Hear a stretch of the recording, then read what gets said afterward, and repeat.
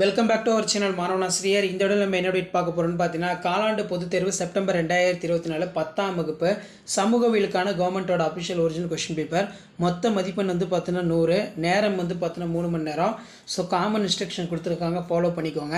So 14 1 mark book back as usual நல்லா படிச்சுக்கோங்க. Book பேக்லேருந்து கண்டிப்பாக வந்து உங்களுக்கு 1 மார்க் ரிப்பீட் ஆகும். ஸோ மெயினாக வந்து இங்கிலீஷ் மீடியம் தான் அப்லோட் பண்ணுறீங்க, தமிழ் மீடியம் அப்லோட் பண்ணீங்க. நிறைய பேர் கமெண்ட் செக்ஷனில் கமெண்ட் பண்ணீங்க. ஸோ இதான் 10th standard social science quarterly 2024க்கான தமிழ் மீடியத்தோட கவர்மெண்ட்டோட கொஷின் பேப்பர். மூவர் கூட்டு நாடுகளின் பெயர்களை குறிப்பிடு, மான்ரோ கோட்பாட்டை விளக்குக. அடுத்து வந்து பார்த்தீங்கன்னா, சுவாமி தயானந்த சரஸ்வதி முன்வைத்த நேர்மறையான கொள்கைகள் யாவை, தக்கான பீடபூமி குறிப்பு வரைக, வானிலையில் வரையறு, இந்திய வேளாண் பருவங்களை குறிப்பிடுக, இந்தியாவின் முக்கிய எண்ணெய் உற்பத்தி பகுதிகளை குறிப்பிடுக, செம்மொழி தகுதி பெற்றுள்ள மொழிகளை பட்டியலிடுக, ஆளுநராக நியமிக்கப்படுவதற்கான தகுதிகள் என்ன, இந்திய அரசின் தலைமை வழக்கறிஞரின் சிறப்பு அதிகாரங்கள் 2 பட்டியலிடு, நாட்டு வருமானம் வரையறு, பன்னாட்டு நிறுவனங்களின் ஏதேனும் இரு பயன்களை குறிப்பிடுக, உலகின் பிரதான போக்குவரத்து வகைகள் யாவை. ஸோ இதெல்லாம் நல்லா படிச்சுக்கோங்க. ஸோ மறக்காத வீடியோ ஃப்ரெண்ட்ஸுக்கு ஷேர் பண்ணுங்கள்.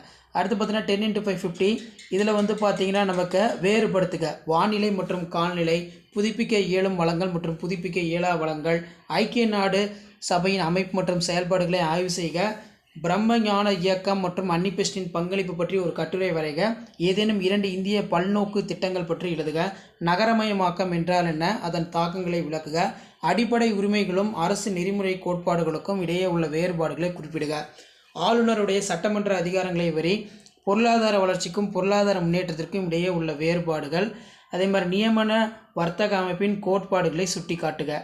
ஸோ கண்டிப்பாக அதில் இருக்கக்கூடிய கொஷினை நல்லா படிச்சுக்கோங்க. இதிலேருந்து கொஷின்ஸ் எல்லாமே உங்களுக்கு ரிப்பீட் ஆகும். மறக்காத மாணவனாசிரியர் யூடியூப் சேனல் சப்ஸ்கிரைப் பண்ணி கீழே இருக்கக்கூடிய பெல்லைக்கான ப்ரெஸ் பண்ணி ஆல்னு வைங்க. அப்போ தான் நான் அப்லோட் பண்ணக்கூடிய கவர்மெண்ட்டோட அஃபிஷியல் ஒரிஜினல் கொஷின் பேப்பர்லாம் தொடர்ந்து நோட்டிஃபிகேஷன் வரும். ஸோ இதான் அப்டேட்டு. தேங்க்யூ.